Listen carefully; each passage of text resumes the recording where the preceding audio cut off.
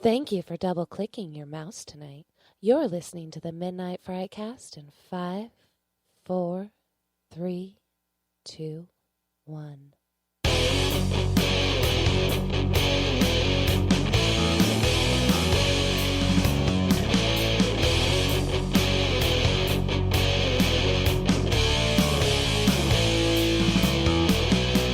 Hey everybody, this is Greg the Movie Guy with the Midnight Frightcast episode number what number are we? Shit sandwich, number 32. 32, we are 32. I apologize, I should have asked that at the beginning and I didn't.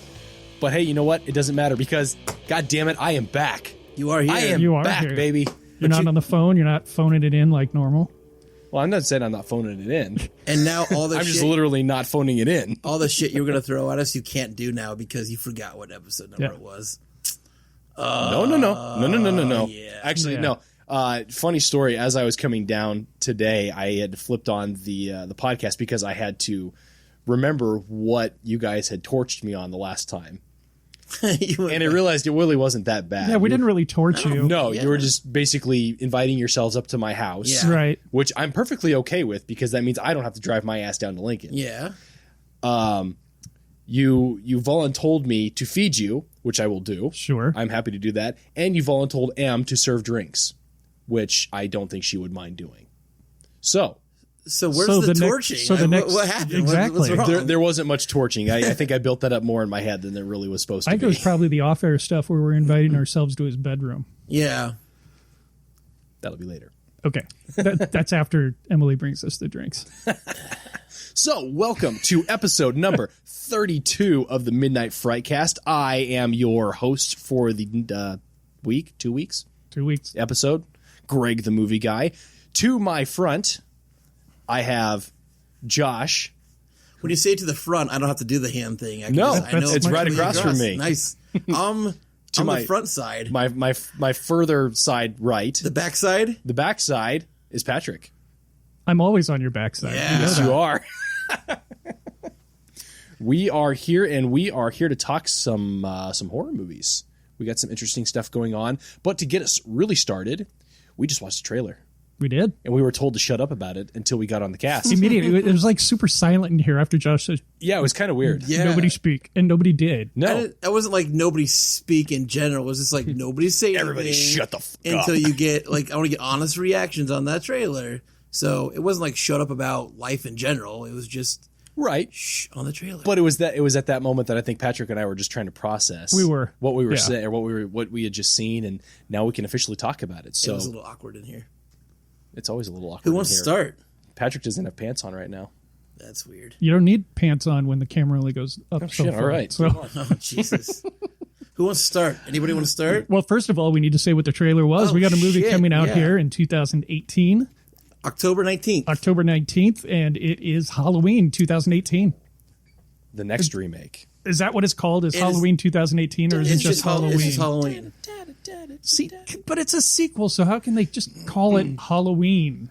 Okay, so here, let's get reactions first, and then we'll all right. We'll discuss the logistics of the next Halloween. I'll go first and just say I've got mixed reactions on it. Okay.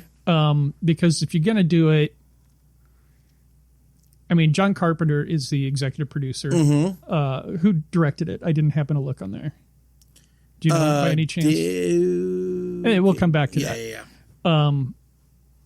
But to see Jamie Lee Curtis come back as a main character for it, I don't know how I feel about that yet. Because she's been in a couple of them already and has that passed by. She's older than I am. She's still looking good. However, she's a grandmother in this movie and they kind of made her up to even look like a grandmother in this one. I didn't think her makeup was that great in it. In the trailer from what I saw. The more interesting things that I saw in it were the items that she wasn't in. Okay. So that's why I kind of have mixed feelings about it, because there's parts of it that look really damn good. And because, well, we'll talk about that later, Halloween was influential to me, that I don't know if I want to see a dumbed up sequel. Okay. So, Greg, go, because I'm going to drop some science. Go. He's going to drop some science? Yeah. I'm intrigued by the science of the movies. I am actually very looking forward to this very much looking forward to this, for the simple reason that there was a Halloween sequel made in the 90s where Jamie Lee Curtis came back and she played some dean of a college or some... It was still Laurie Strode. Right. No, I understand that. I understand that. I don't remember which one. It was H2O. Yeah, I believe so. Yeah. Okay, Halloween H2O. Worst title name ever. Just throwing that out there. Movie, terrible. I feel like this is the movie that should have replaced that movie, or this is the sequel that should have been made for the Halloween series. Only because we get to see Laurie Strode a little bit older, past whatever had happened, all the trauma and everything like that, but we get to see kind of a resurgence of everything. And I think that's what intrigued me the most about it, was everything's kind of coming back, but it's later on down the road, you get new people who are going to be influenced by this tragedy that happened however many years ago. I don't know how this fits all in the timeline, if it's actual like present day or however that fits, but you get to see that. You get to see the Laurie Strode come back, and I don't know if she's going to finish the job and try and kill the man who apparently cannot be killed. I don't know. I'm intrigued by it. I'm very intrigued by it. I think it looks darker. I think it looks grittier. It almost very much reminded me of the original Halloween movie. And that's why I think I liked it. You bring up a very valid point. And I think I would have looked at this trailer differently had there not been Halloween H2O out there. Had Agreed. she not been in one of the sequels up to this point, then I would have thought, damn, Agreed. Okay. And I'm wondering if that's what a lot of movie studios, by doing these remakes and these reboots and all that, I wonder if they're trying to go back and cancel out some of the garbage crap sequels that have just been farted out by this movie studios just to make a couple bucks. Farted out. I couldn't think of a better word. But I'm hopeful for it, and I don't say that about a lot of sequels or reboots or anything like that. I'm hopeful that it's going to be a positive thing for the Halloween franchise. Now, and another thing, there was one cut in there where it's right after he puts on the mask, and you just see him standing there with that iconic mask on, and brings back great memories. Yeah, that music kicks in, and that's where like that trailer starts. Yeah. As soon as that music kicks in, you're like, all right, I'm now ready to go. He doesn't feel like the Shadow anymore. He feels like Michael Myers as he used to be, ready to come in and fuck some shit up. Yeah. Okay. So here's the deal, and maybe this will change your guys' minds a little bit after you hear this. Halloween, so the timeline, so Halloween came out in 1978, all right? 2018, that's 40 years, right? Okay, so Halloween 2 and beyond, and according to this, none of it happened. Okay? So this starts 40 years after that original Halloween night. So wait, it's erasing Season of the Witch? So after they shoot Michael and he falls off the balcony, and then Loomis comes and looks and he's gone, that night they caught him and put him back in Smith's Grove. Okay? So they're saying nothing in between the first one and this one has happened. None of it happened. I can buy into that. They're not referencing any of it. Okay. The hospital didn't happen in Halloween 2. Halloween 3 was not this. There was no Jamie from Halloween 4 and 5. But Silver Shamrock. There was none of that, okay? So everything from Halloween 2 and beyond to this timeline never happened. So he's been in Smith's Grove for 40 years, okay? And she's been living as a hermit or whatever out in the woods, just waiting for him to escape and come back after her. Okay. That's what this is. So she's been pulling a Linda Hamilton this entire time. She's just been out waiting for him to come back again. So that's why I kind of like this trailer, and I'm excited for this movie because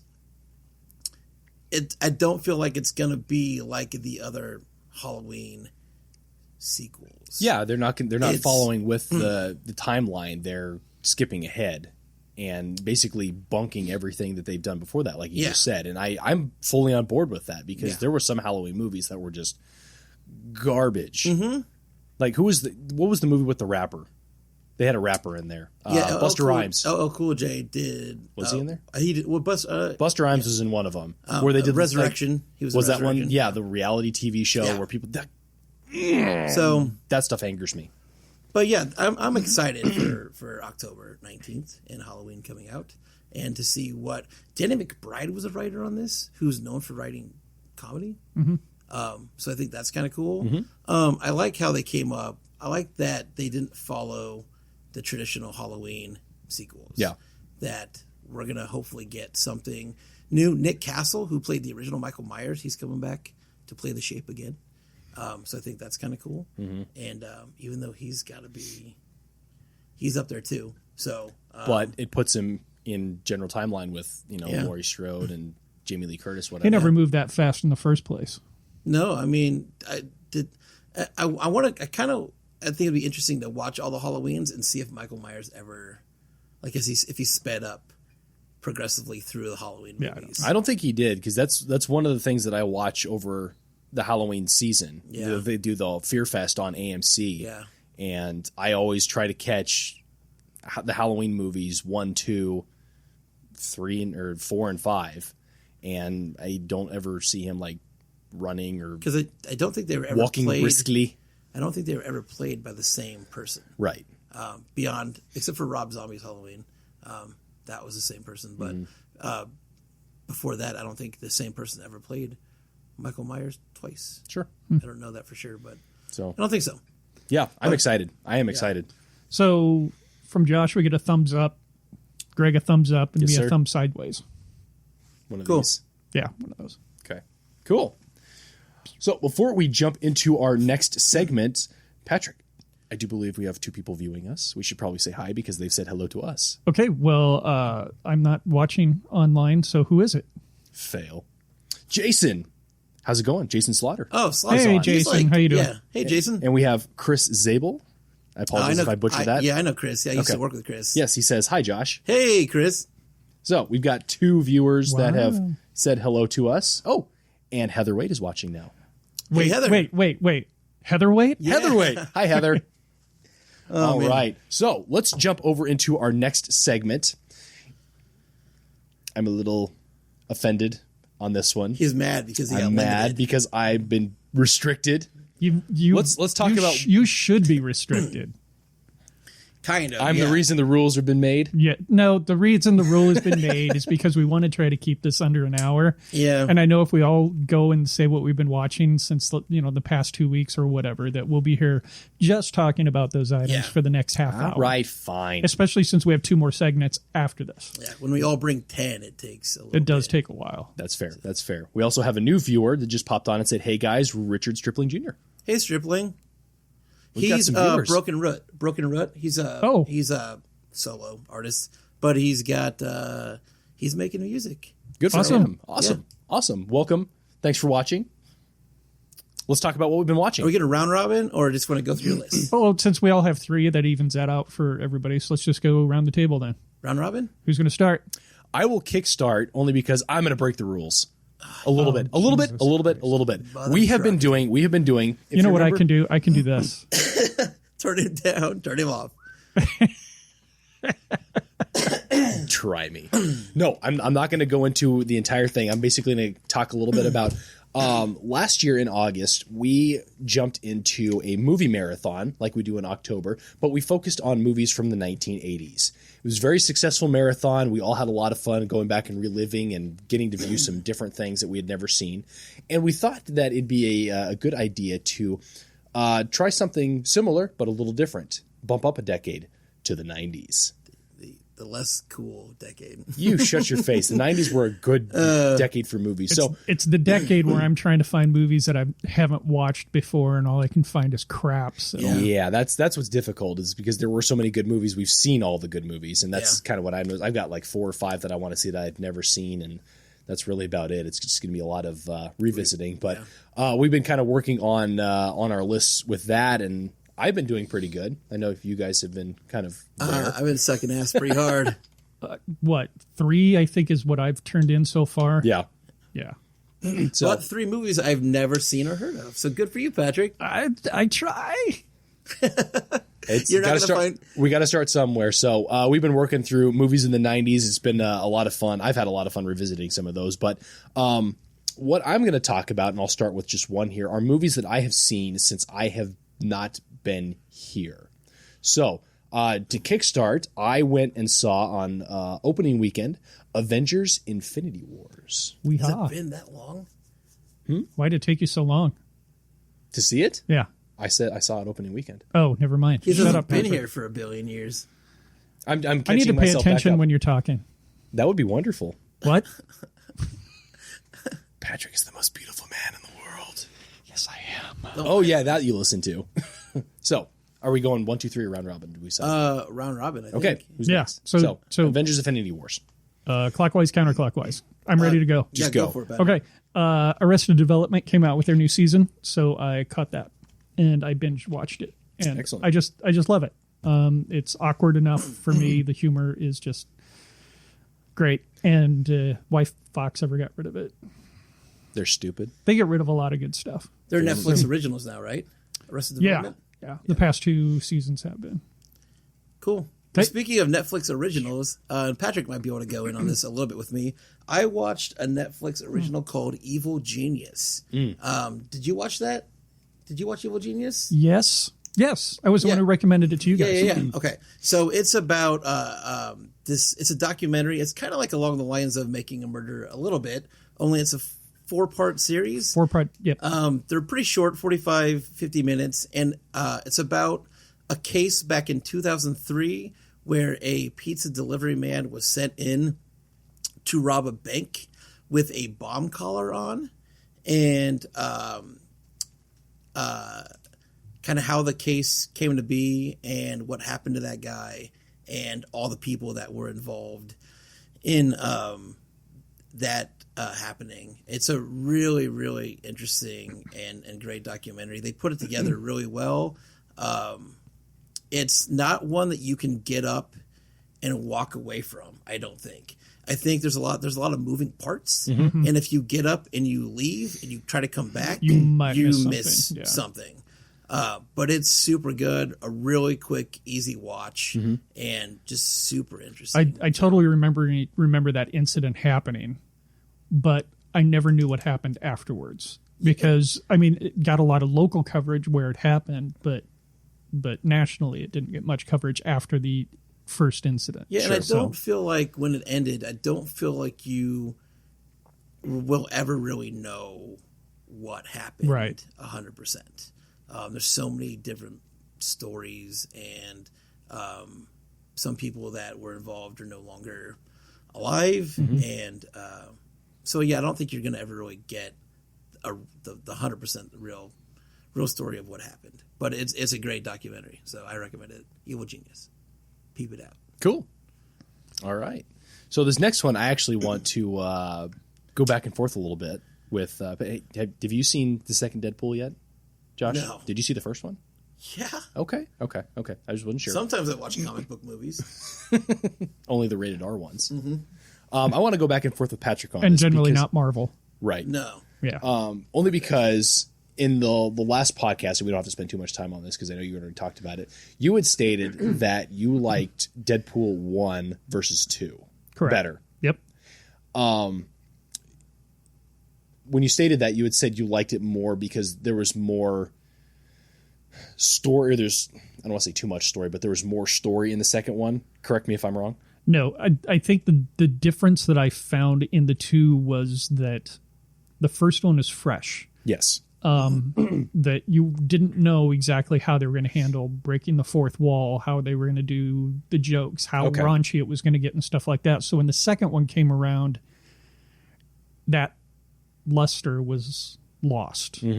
And this one, and it allowed this one to be more story driven. Okay. I can appreciate that. So for me, the spectacle was gone. And that's about the main reason it's still a great movie. Okay. And see, when I wrote my review on GregTheMovieGuy.com, I was going back and forth on trying to compare the two, and I came up liking the second one more than I liked the first.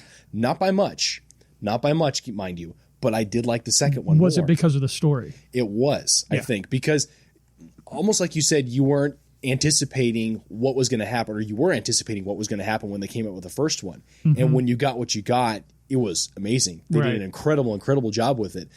For me, that kind of helped me ease into the second one and really appreciate the story of it. And instead of getting expecting the raunch and expecting the rated R-ness of it, I got to get a combination and a mixture of the story as well as the raunch and the comedy. Right. And I thought they did incredibly well with it. It allowed more character development. Exactly. And that's what I really appreciated, was getting to see Ryan Reynolds not only being the gigantic smart ass of Deadpool that he was, but you got to see him at his absolute worst. Yeah. And I think that really helps develop that character, exactly like you said. And I really appreciated that. Plus adding Josh Brolin as Cable, who was fucking awesome. The kid, the fire, whatever name he came up with, I can't remember what it was, like Fire Fist or something like that. Really loved that kid. Everything that they did with the X-Force thing was hysterical. I love that movie. Absolutely loved Deadpool 2. Okay. Josh Brolin's the only one to play a villain in 2 different comic book movies, isn't he?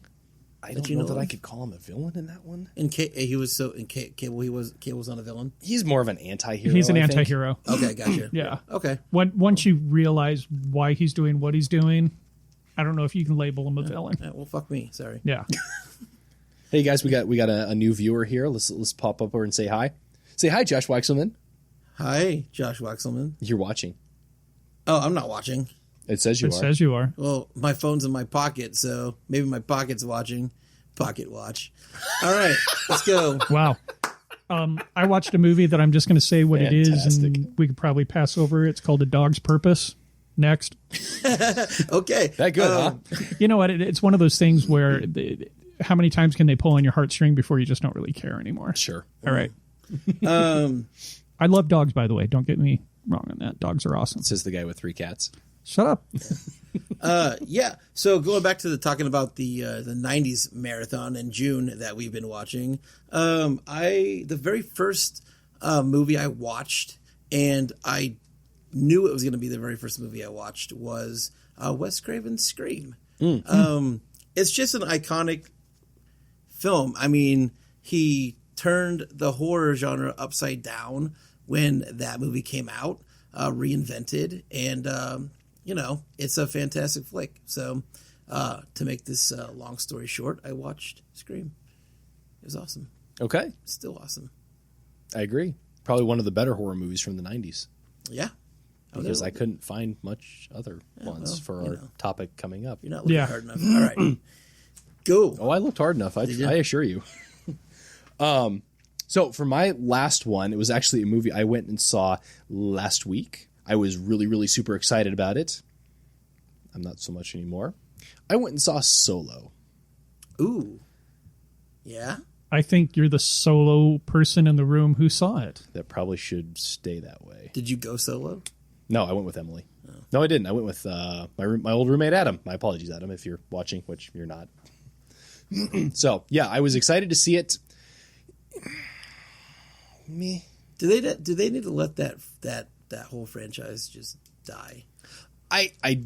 Although Millie Bobby Brown from Stranger Things has been and this could be just rumor and just bullshit. I don't know, but they've in talks for her to play a young Leia. Really? Yeah. Which that could be bullshit, and I could be wrong, but I think I saw something about that the other day. I don't think the franchise needs to die. I think they need to handle it better in these little offshoots that they're doing. Like Rogue One was an awesome story. I don't think they needed a Han Solo origin story. Mm-hmm. That's kind of the way I felt about it, because you kind of knew enough about Han Solo from the other movies. Why did you need to know more? That's all you wanted to know, really. Yeah. And I think the story could have been done better. It was good. Excuse me. I'm having trouble with my feelings on this because it was directed by Ron Howard, and I absolutely love Ron Howard as a director. He's a phenomenal second director, by the way. He wasn't the first one. First took over. director dropped out. Oh, I didn't know that. He was fired. He was fired. Do we know who the first director was, or do you guys know? I don't remember. No, that's all right.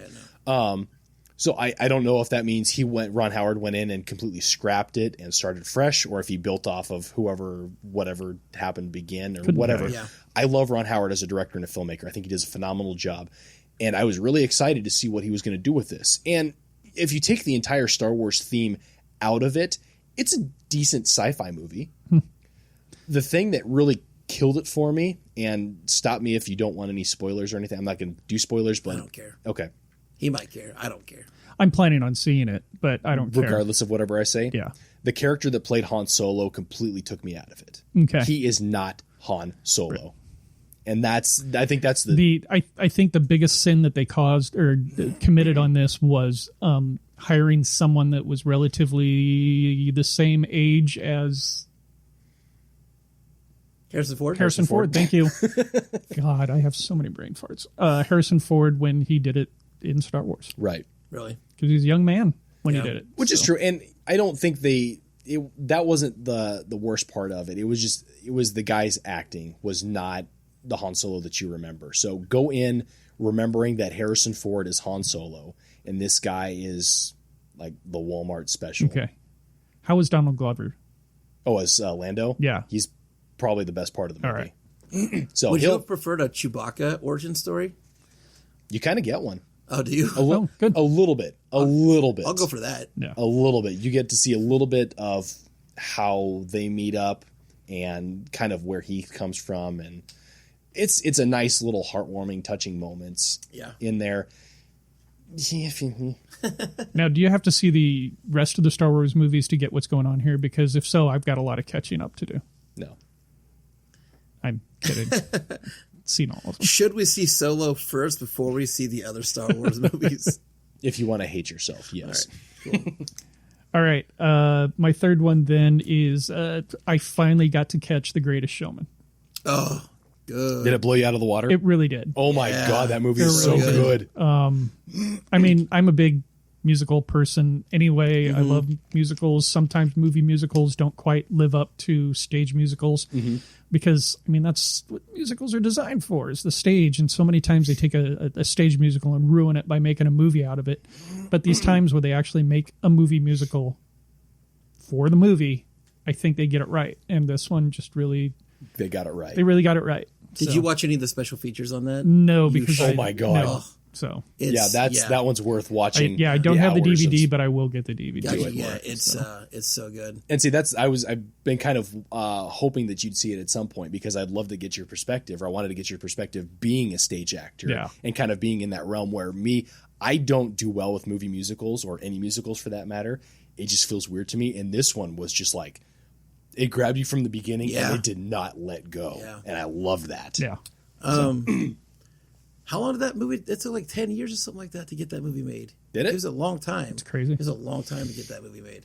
So Well, and Hugh Jackman was, I don't want to say injured. He had his bouts with skin cancer. Yeah. Yep. And I guess they had issues with he tore his stitches open and Yeah. all sorts of stuff during that. That's in the special features. Oh, is it? Yeah. Okay. it's really interesting. So, right. Josh? yeah, I'll end my last three with a Greg recommendation. Oh? Greg has talked about this movie a few times. I've seen this movie in my queue a few times, and I've just passed on by because I wasn't that interested. But last night, Christina Ricci, Justin Long, and Liam Neeson took me through Afterlife. Oh, I haven't seen that in a long time, but yes. But yeah, that's a movie you've talked about. I really like that one. Did you like that Yeah. one? I really dug it, and like I don't love everything, but I liked that. And it was just it was one of those movies that was like it kept you questioning the whole time. Like, was she dead? Was he just messing with her? Right. All this stuff. And the end of that movie was it was a nice little little twist. flick. So Yep. really dug Afterlife. I watched that on Tubi TV. Yeah. Okay. So Cool. it's really good. I'm glad that one worked out for you. I dug it. I have to go Yeah. back and watch it. I haven't seen that in a few years. Oh, no, that's a really good one.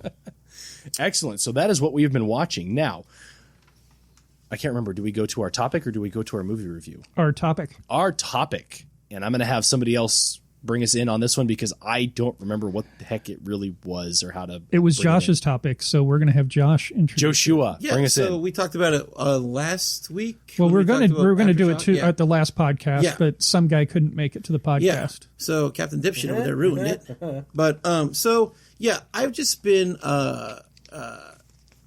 I'm an avid listener of shit. Jeez. I'm an avid listener of other of podcasts, and one of the things that I like to kind of listen to and hear people talk about is like the movies that got them into horror and what really scared the shit out of you when you were a kid, and even to like, you know, as an adult, like what movies just haunt you. And so that with a combination of like thinking we should maybe try it by decade. I wasn't alive in the 70s, but I know in the 70s that's kind of where the iconic movies started to really kick up. So the topic is, what is the scariest movie to you by decade, starting in the 1970s? And now I kind of want to talk about not only say the movie, and we wrote down a couple each, but say why. Like, what about that movie really kind of made you pick that movie? So I know you said starting in the 70s, but I'm going to kick in one because I was born a decade earlier than you guys were. yeah. So you're going to drop some 60s science? I'm going to drop. Well, I mean, I was barely alive I was 3 going into the 70s, but there were movies from the 60s that affected me in the 70s. Okay. In fact, there was a movie from the 30s that affected me in the 70s. Okay. Wizard of Oz, The Flying Monkey, scared the shit out of me when I was a little boy. Sure. Nice. Sure, I can appreciate that. Yeah. So throw that in there. But Psycho from 1960s just was very influential when I had finally seen it, as well as Night of the Living Dead. Those were both 1960 movies that affected me in the 70s. So let's go ahead and Romero. Yep. So let's go ahead and jump into the 70s then. Okay.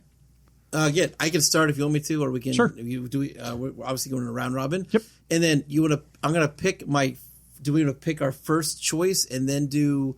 And then do like honorable mention honorable type thing. mentions, Sure. or okay. So I wrote down a few, and I thought I was going to go with one that I was like, that's the one to go with, and then I remembered another movie that I saw, not when I was super young, but young enough for it to just bring nightmare fuel every time I close my eyes, and that was 1979's Amityville Horror with James Brolin.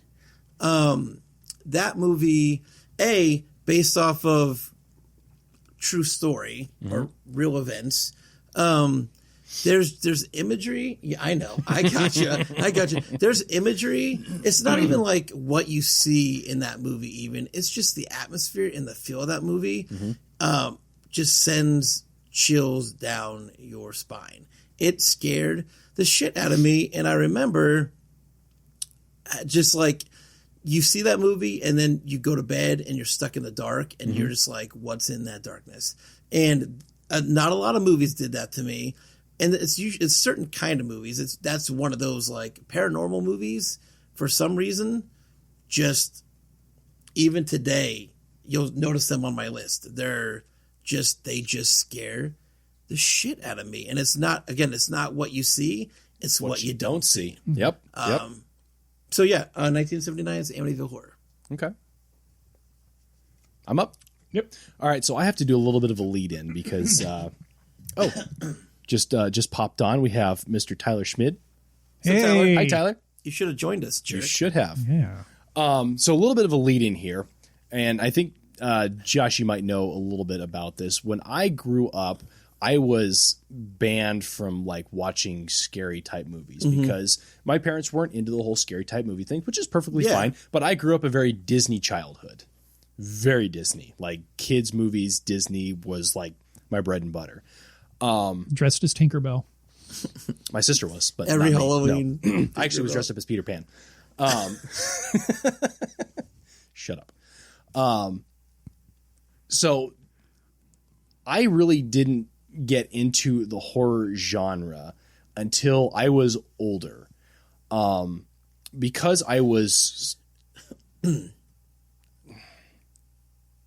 not forbidden, but for lack of a better word, from watching those types of movies. When I first got my my start in seeing them, it like traumatized me.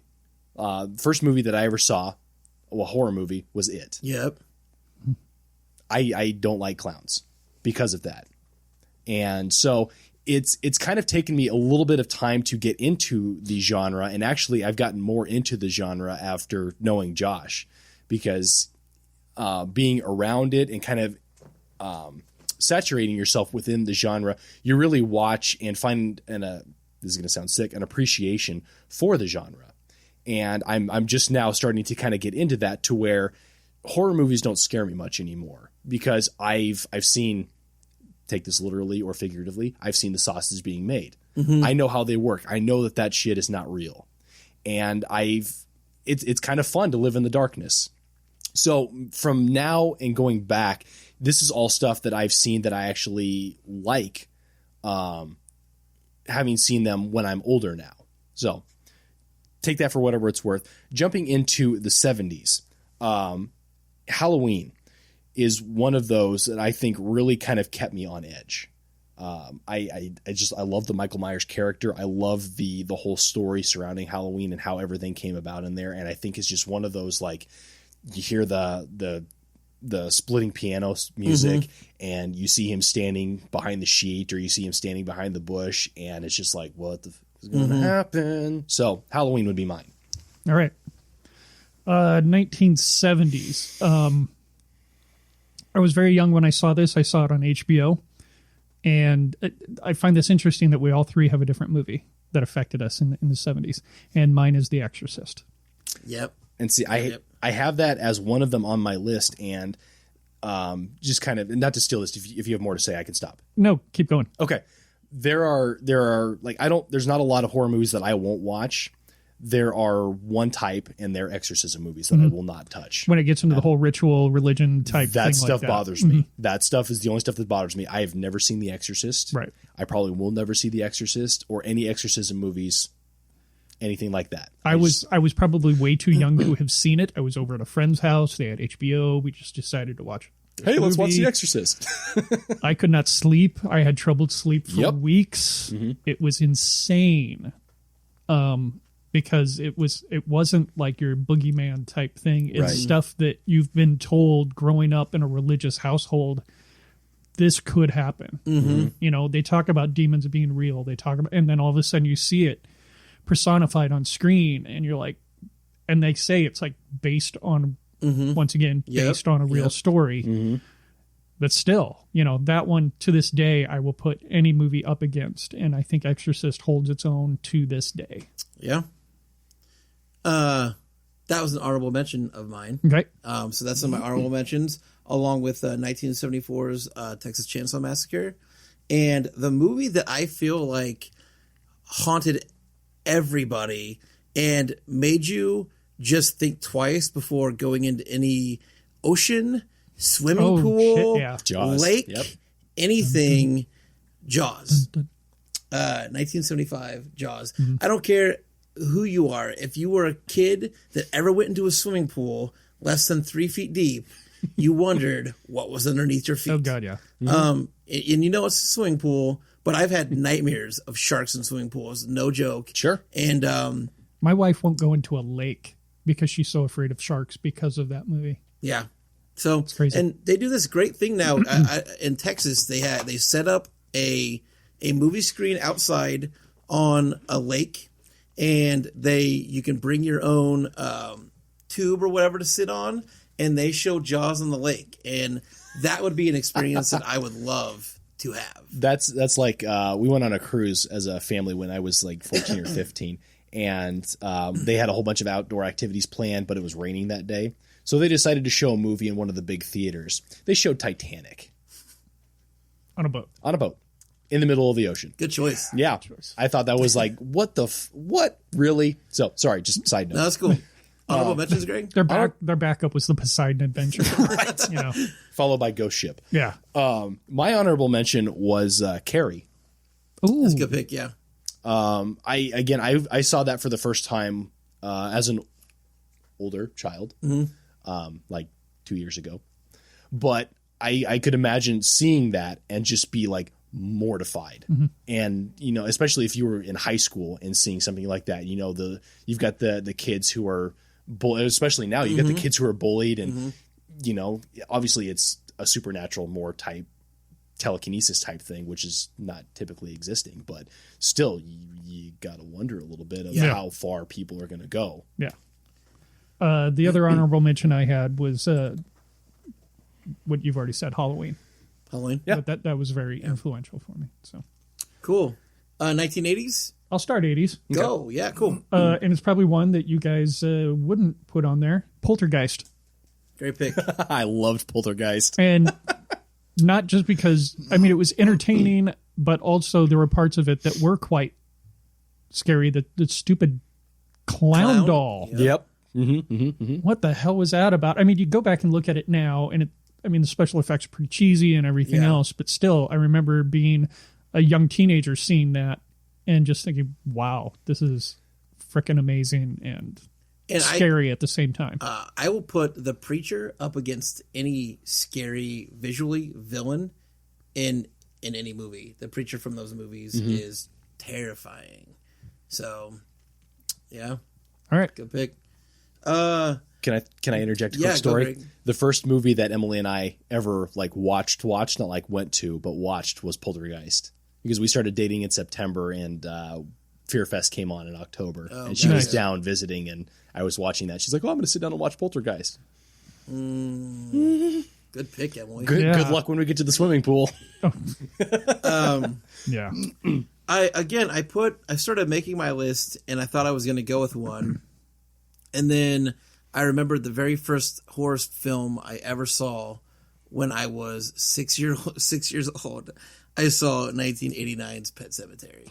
Oh. And it's one spot in that movie that even to this day I see it and I got her in my head. She's never left. In 30 years, she's never left.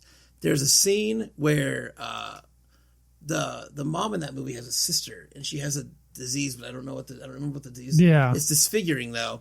And she's bedridden, and at one point she pops up in the bed and she gets up and she starts coming towards the camera, and I think her name was Zelda. I want to say, I don't remember, but it was a terrifying image and character. And I could close my eyes now. I know I see her. It's terrifying. So that movie was another one of those nightmare fuel movies that made me not want to close my eyes when I went to bed. I could see her in the corner of my room, and she would not go away. Still there. Still there. So, yep. Pet Cemetery. All right. So for mine, this is actually going to be sadly pathetic because I enjoy the series now. But when I was younger, they have the Friday the 13th marathons on Friday the 13th. I don't remember how old I was. I want to say like 12 or 13 or one of those invincible ages right there. And the marathon came on and I thought, oh, you know what? I'm old enough. I can watch this and I'll be fine. I think it was either episode or it was Friday the 13th, 6 or 7. I don't remember which one. I remember there was a barn and I remember somebody getting pushed out of the barn and landing on something sharp. But I did not sleep that night. And it was sadly pathetic because I've gone back and I've seen that same scene. And it's like, that was probably the dumbest thing I could have ever done. But you're 12, you're 13, and you see something that terrifies you, and that's what lives with you. So it sticks with you, definitely. That, yeah. Is that honorable mentions? So honorable mentions, right? Yep. Nightmare on Elm Street. Okay. Because it ushered in a new era, a new style of horror.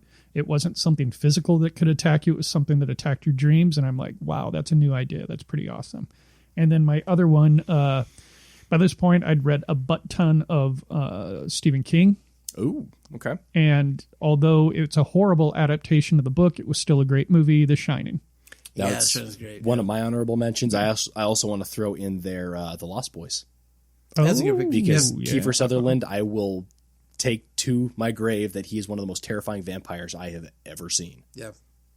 Yeah, you said Nightmare on Elm Street. That was on mine. again, based off of like a real life, not story, but like a story that Wes Craven heard and turned into a film idea and created this iconic monster, essentially. And then 1981's Halloween 2. Yeah, that was it. So, 1990. Greg, start us off on the 90s. Starting us off on the 90s. Well, I've actually already mentioned it, but I think it warrants probably the reasons of a lot of how I am today, and that's It. The TV miniseries, It. Tim Curry as the clown Pennywise in It. And a lot of people will still contest that that's better than the new movie that came out. I happen to disagree, but I'd have to go back and rewatch it. I'm still working my way up to going back and watching it just because there are some issues that I still have with it. The original or the remake? The original. I saw the remake twice. Okay. Yeah. Good for you, Greg. Thank you. Yeah, 90s for me. It's kind of a tie, but I'm going to save one for my honorable mention.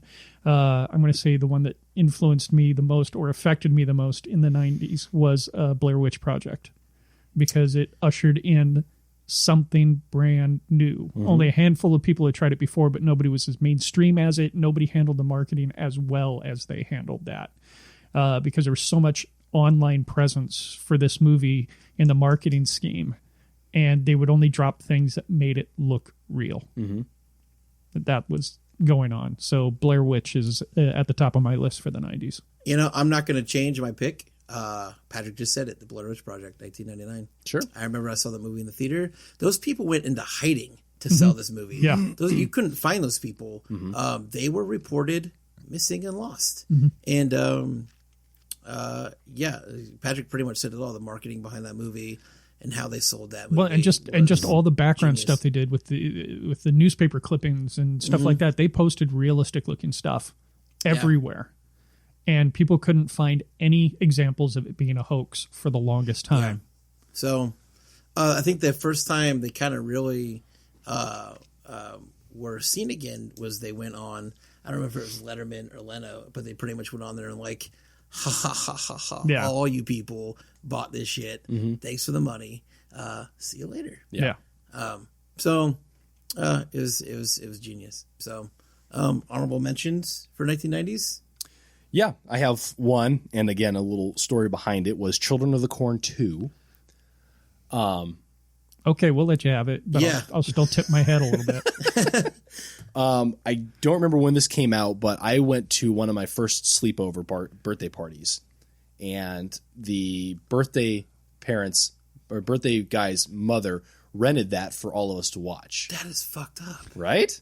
At a birthday party? At a birthday party. And what age? We were living here, so I was at least 9 or 10, maybe 11. At a birthday party? At a birthday party. So it was me and like 7 other guys at like 9, 10, 11, that age right there. And I had to kind of buck up watching a horror movie. Did it scare you because you were all, investigating your own corn cobs at that time as well? For fuck's sake. No, but it was one of those where it's like, okay, I can watch this. There's a bunch of my friends here. Nothing's going to happen. And then the mom came down and was like, hey, that was filmed in Nebraska, or that was a true story from Nebraska. And then she went back upstairs. Oh, nice. Well played, Mom. That's awesome. It was a little rough that evening, but I survived, obviously. And then honorable mention from the 90s was a movie I just watched the other day, The Sixth Sense. That was my tie for Blair Witch, was Sixth Sense, because very much like Blair Witch, it was so well handled that people didn't talk about it. Yeah. And I don't know who was the first person that came out and said, no fucking spoilers. Yeah. Maybe that was the movie that coined the whole spoiler thing. It had to, because that would have just devastated that movie. Yeah. Nobody, I went to it weeks later and I had no idea. Yeah. But there wasn't much for like internet stuff like that, or, people were a little bit more conscientious of, hey, this is a pretty heavy spoiler movie. I'm not going to say anything, where now somebody will jump on the internet and be like, no, he's already dead. Yeah, no, that was my tie for the 90s. Spoiler. 1996's Scream, which I talked about earlier, and 1998's Ringu. Okay. So, which is a terrifying movie. Yeah. It's, I mean, Japanese know how to make a... He knows Yeah, how they to do. make some porn movies. Yeah, it's they like do. Visually, yeah. Absolutely. So, Absolutely. yeah, who wants to kick off 2000s? 2000 was tough for me. I'm going to let somebody else jump in. Go, Greg? I'll go. How many Go. do you have? Just the 3. You have 3? Yeah. I actually have 4. Okay. I'm going to coattail off of your Ringu Okay. with The Ring. It wasn't so much more terrifying as it was suspenseful with some terrifying moments. But I remember being pretty creeped out when seeing that, especially when you watch the video and you think, oh, God, my phone's ringing. Yeah. I don't want to answer it. So I will tag that one with House of a Thousand Corpses as a tie. Good. The Ring ruined, did anybody ever wake up to TV snow? The Yes. snow on the TV? Oh, yeah. And just shut that shit off after you saw Yeah. The Ring? Because you're like... I was that way after Poltergeist, though. Oh, Oh, really? Okay, yeah. I can see that. Yeah, I can see that. Absolutely. Yeah. Ring was on it was at the top of my list. The Ring. And here's a fun story because we got the DVD of it, and it had as a special feature The video. the video. Yep. Oh, shit. So I took that and put it on a blank DVD and wrote "Do not watch" on it, and left it for my oldest daughter, who had just seen the movie as well, and she popped it on, and of course I dialed her phone. You are an ass, sir. I'm like that mom who said, that film is based on what happened here in Yeah. Nebraska. That's awesome. Oh, is The Ring your pick? Ring was my pick. Okay, cool. Yeah, I'm gonna go with 2013's The Conjuring. And it just goes back to that paranormal. What you cannot see is more terrifying than showing you anything. What year was that? 2013. Yeah, we're in the 2000s, aren't we? Yes. I mean, that doesn't count. 2010s. 2010. Well, for fuck's sake, I will find in 2004's The Grudge. Okay. All right. I give you that one. So, That's my honorable mention. So That one there you was. go. I had 2 honorable mentions. One was Paranormal Activity. And that was because when I watched it the first time, I thought that it was based on a true story. And therefore, it kind of creeped me out. Gotcha. Then I found out it was not based on a true story, and I felt like an ass. But still, it was creepy. And then one of my all-time favorite horror movies, also honorable mention, was The Strangers. Yeah, good pick. The Strangers Pray at Night, by the way, comes out on Tuesday. Nice. Good talk. Honorable mention, Patrick. Grudge was my honorable mention. Okay, cool. 28 Days Later was the other one I put down, and not because it was a movie that scared me or was terrifying. It was the first time I ever saw zombies run. Oh, sure. That was it. Yeah. That's why I put it down. Is because anytime you ever saw a zombie movie, it was always about how many the horde, and that's why you couldn't get away. It wasn't because they're faster than you. It was because there's so many you couldn't get by. Once they started making those things run, shit just took on a whole new level. Yeah. So, 28 Days Later, and I mean that movie's fantastic. So, Right. As was the remake of Dawn of the Dead, which I think falls into that same category. so Okay. Yeah. 2010s. I didn't do 2010s, but if you're gonna do 2010s, then You have The Conjuring. For me, it wasn't necessarily one single movie as opposed to a series, the Annabelle movies. which was a jump off The Conjuring. So Yeah. I'm still going with The Conjuring, Yep. and I have no honorable mentions because I didn't write any down. Well, Okay. There you go. I actually had one that was not really a mainstream movie, but it's the last movie that I remember scaring the crap out of me, and that was Last Shift. Last Shits was fantastic. And It was that's a- scary I as hell. forgot about that one. Yeah. That's a really good movie. It's tough when you get in that. That's I kind of want to jump off on a tangent here of how do you find a movie that scares the crap out of you anymore? Because we're so invested and involved with this genre that you watch a movie and you think, God, that was weak. That was kind of cool how they did that. And you're not really. I think we're at that point where it's which one can influence you more. That's a good point. That's a good way to look at that. But Last Shift was the last true movie to really cause me to hug a pillow and kind of sink into my chair. Yeah. On my honorable mentions for 2010s, is not necessarily horror per se, but Get Out. Get Out's fantastic. Also. Sure. I mean, can it's see still that, yeah. it's still a thriller. It doesn't necessarily have horror elements, but it was categorized as a horror film. I'd say it's got horror elements. It's So- terrifying for all different reasons. Yeah. yeah. So Get Out. Yeah, and fresh reasons. Yeah. You know? Yeah. So, I mean, that's what you look for now. Sadly relevant reasons, yeah, too. no, right? In the horror films now, it's not even like you guys were saying, it's not even the scare factor or what, how much blood and stuff is in it. It's what are you looking for now that's fresh? Right. What have Right. you not seen? Because they're out there. They're being made. Not too many of them, but now that's what I look for now is what's going to be shown that I have not seen before. And right now, the movie that, from what I understand, just from the reviews I've heard, and I'm going to go try to see this next week, is Hereditary right now. Is that movie. I've been that hearing looks some really good good, things yeah. about that. So, Some really good things. And that's, kind of along those same lines. And that's, I had a lot of trouble going through this because how do you, I think back to what movies actually scared me and what movies were just like epically gross. Yeah. Like I wanted to put, I had actually had Saw under my 2000s, but it really didn't scare me. It was more of the like, that's fucking disgusting. yeah. Or the like the Hostel movie was just god awful. And I think that was kind of the product of the times was people wanted to see disgusting. They wanted that like gallons of blood and entrails and people getting ripped in half and Yeah. all that. And that's not horror to what? No, keep going. Oh, okay. I said that's not horror to me. I mean, yeah, it's part of the element of horror, but you look back to the Halloweens and the Exorcists and the Carries and the Lost Boys and all the stuff that you guys says. There is a thrilling and there is there's an element of I don't want to be in this spot right now because I am so uncomfortable with whatever is sitting behind me that I cannot see. Yeah. Yeah. Whereas that it's just like slit. Bleh. Yeah, like And that's all you the get. Saw movies and stuff like that.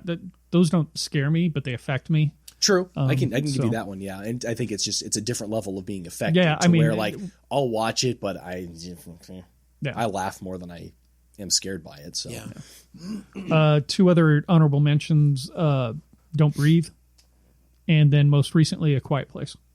Yeah. okay. And talk about movies that you that are kind of fresh and new and shit you haven't seen before. I throw Darren Aronofsky's Mother in there too. Yep. So it's not scary. It's not a scary film, and it's not full of blood and guts, but it's just a really unnerving flick. Yeah. So I think that's what makes horror is you feel uncomfortable watching something on a screen.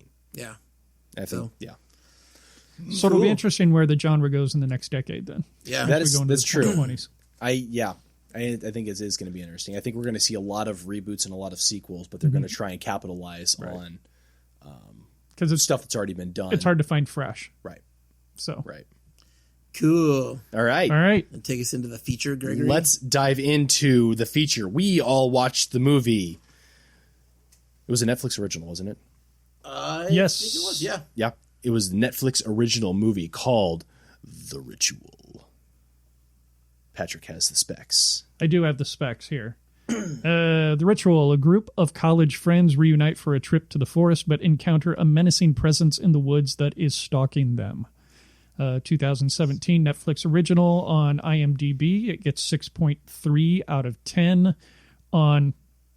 We're going to come back to Rotten Tomatoes here in a second because I just closed the tab. It did well on Rotten Tomatoes. I know that. So, discuss.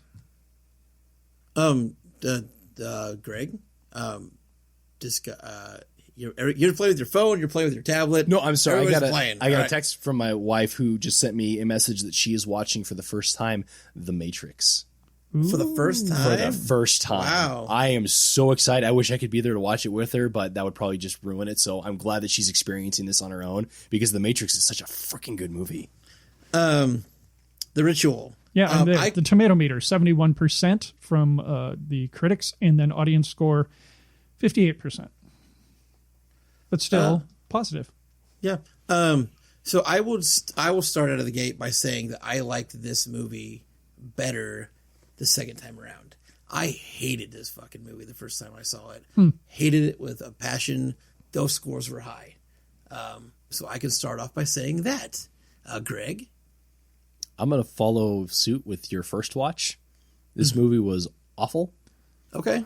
Are we just kind of stating little bits and pieces and then diving in, or Sure. can I dive in right now? Just dive. Or First reaction. for me, I liked the first 3 quarters. Okay. Hey. Okay.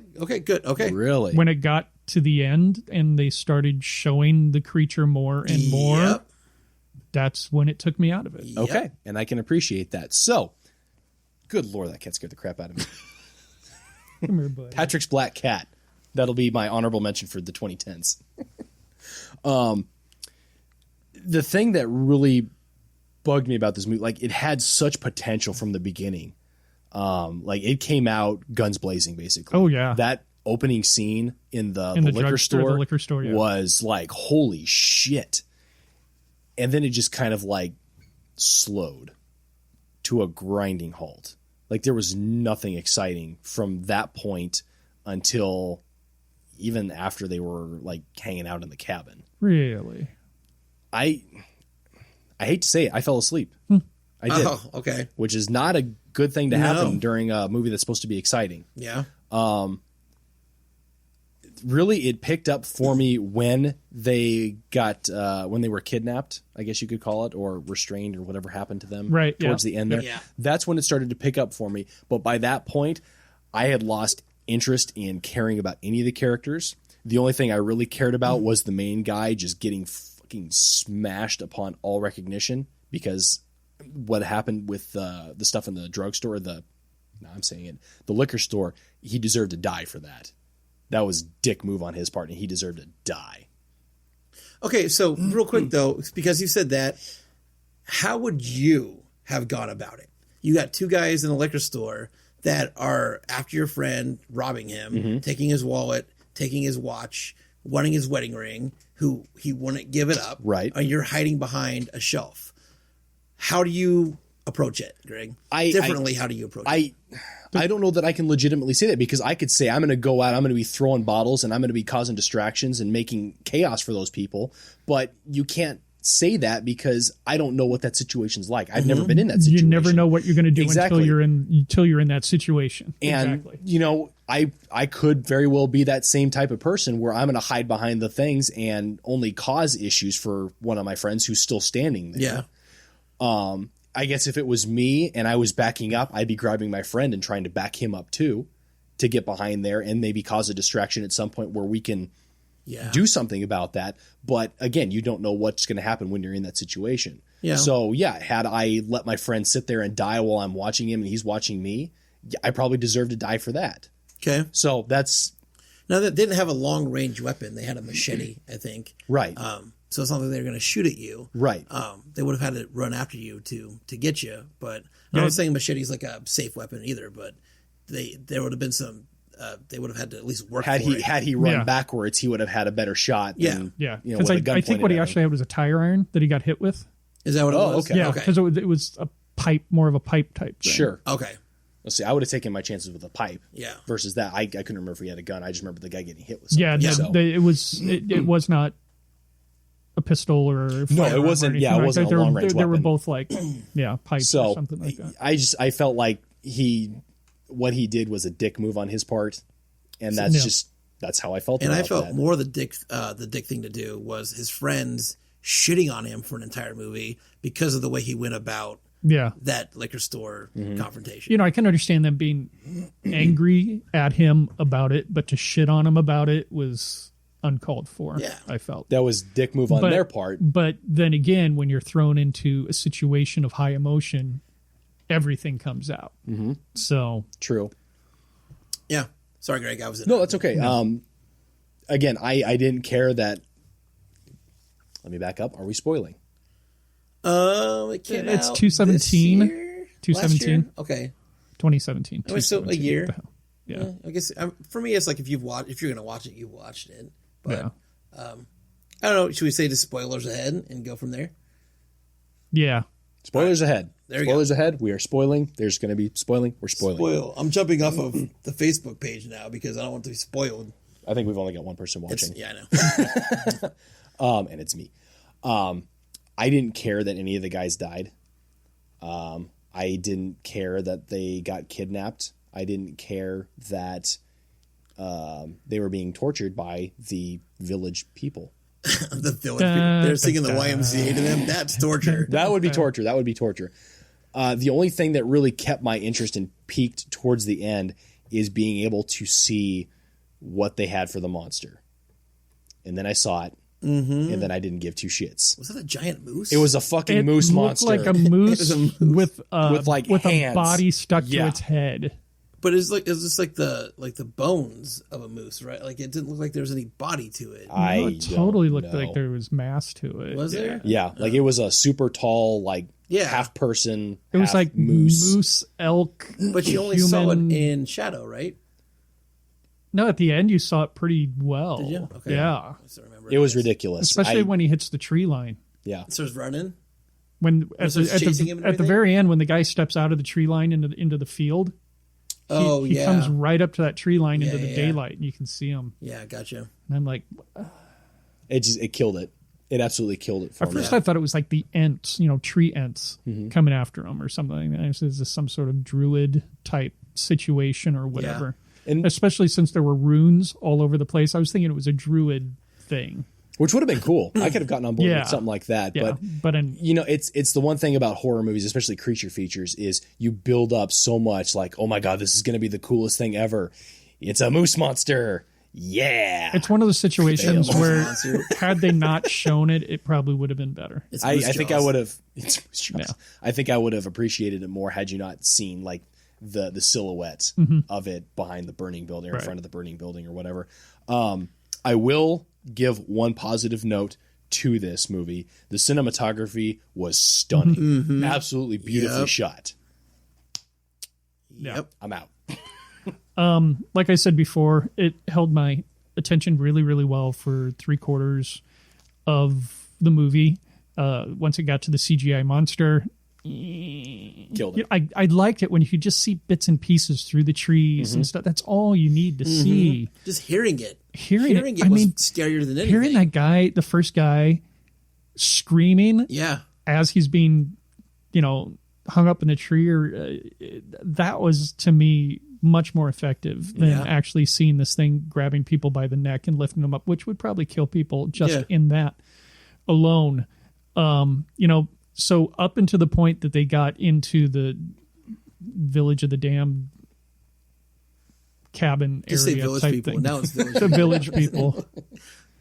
It was interesting to see, different people there of different nationalities, though, because the one people were, I don't even know what language that was. Yeah. But to know that there were certain people selected out of each group that has gone out into this forest, etc., that were to be saved to help worship this creature. Yeah. I do want to go back and look at one of the scenes because she explains what the monster is, and I want to see the lore behind it because she said something about, I think she said something about Loki. Oh, okay. I missed that. Because they said something about Norse gods earlier, and then they said something about a descendant of Loki or something like that, which would totally explain the horns and everything else. But yeah, still, showing the creature ruined it for me. Maybe even having the villagers there may have ruined it for me as well, because here you are having 4 characters down to 3, down to 2, and all of a sudden you introduce an entire village. Yeah. It's like, what? Who really had nothing to do with that movie until they ran into the village. Right. That's exactly right. Yeah. So even the burning stumps leading up to it, they could have used that, and he shows up in a place where there's nobody there or stuff like, it still would have been more effective than that. So for me, like I said, it worked really well. I thought they built up the suspense really well. Especially that first cabin scene when they wake up. And I did like the way they overlapped the liquor store scene and blended it into the forest. That's cool. I thought that was a really cool idea. Yeah. So. So like I said, I liked this movie actually better the second time around. The first time I did not like this movie at all. In fact, I was mad at it. I was mad that I watched it. And then I I felt like there was things maybe I missed the first time, or I just didn't understand the first time, or maybe like Greg, I fell asleep the first time. I don't remember.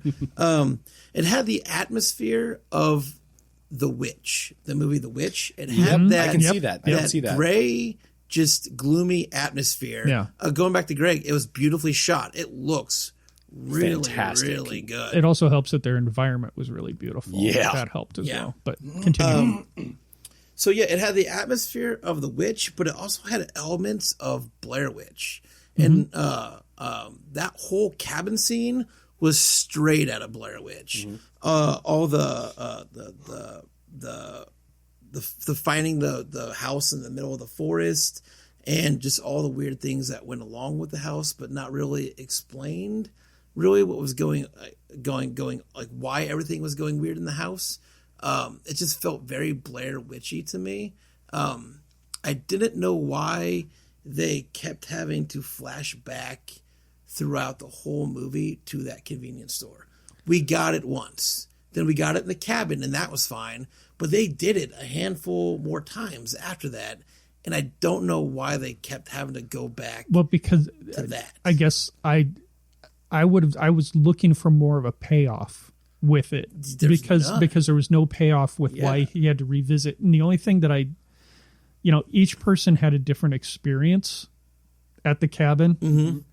And why they just played on his, and then partially that the one guy they ended up sacrificing. Yeah. The sacrificing, or was it the guy that had the nightmare about his wife?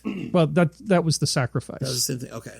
Got you. Yeah, because the villagers sacrificed him. He thought it was his wife that was coming up to him, and it was actually the moose monster. Okay, yeah. So, see, and that kind of bothered me too. Is it's like the other two were just taken; they didn't have an experience or anything like that. But we needed that. We needed that. Them just being taken without being seen, and just hearing it. Yeah.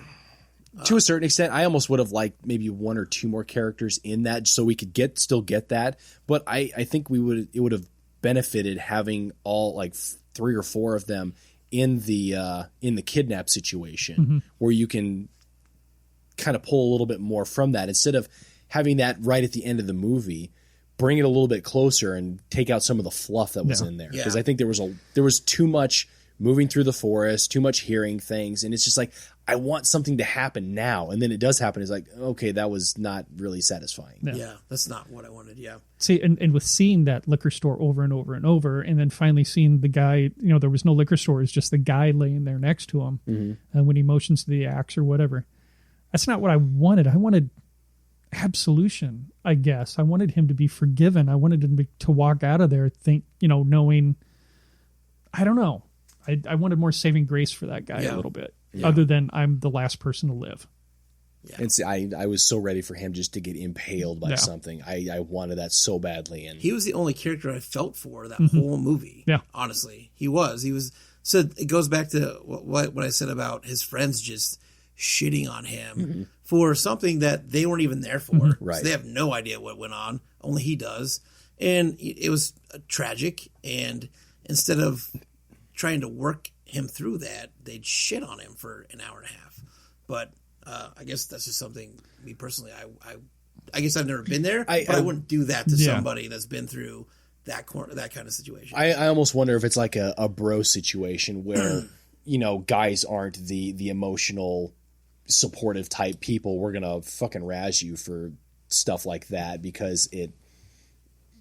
That wasn't razzing, though. That was ball busting to the 10th degree. Right. I don't know. That's about the only thing that I could come up with for that, because I wouldn't do that. That's just me personally, but I could see a situation where you get a bunch of really good friends together. They know each other. They've experienced life together, and they have this traumatic experience. And instead of trying to be supportive, they're being dicks about it because that's what dudes sometimes do. Yeah. So I don't know. Just real quick to wrap it up. I loved the monster until I saw it. Going back to what Patrick said, just hearing that thing was enough. I thought the sound editing was really good. Yeah, fantastic.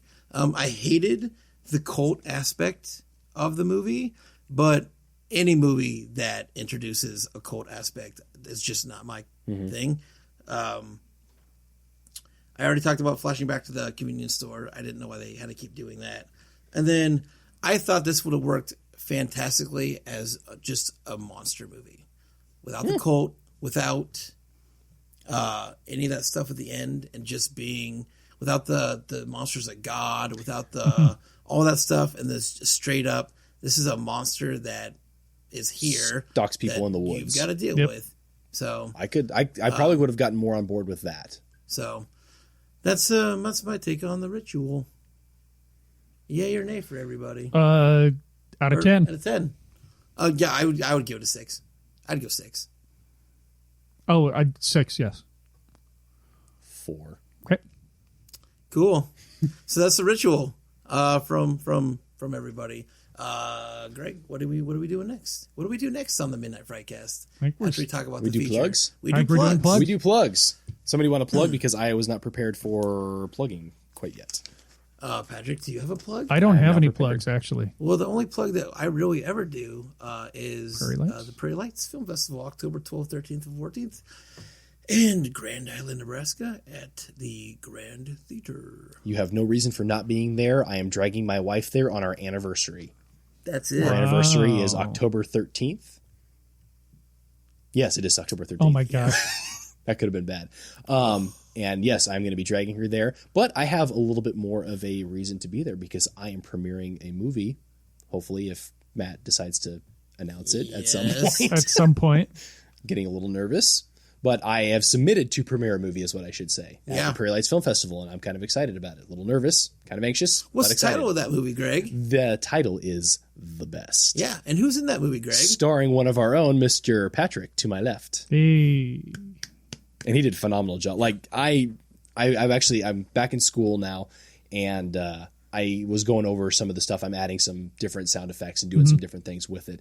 And I can't get over how awesome. Are you adding a new actor? Yes, green screen.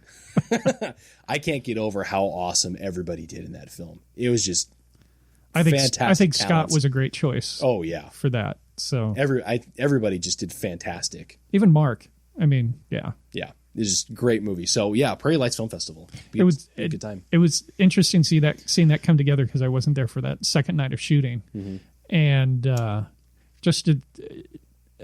seeing it on the page is so different than when you see it in front of you on the screen. Yeah, and just to see how what we filmed the first night pieced together with what you did the second night, and I felt it just came together really well. Thank you, I appreciate that.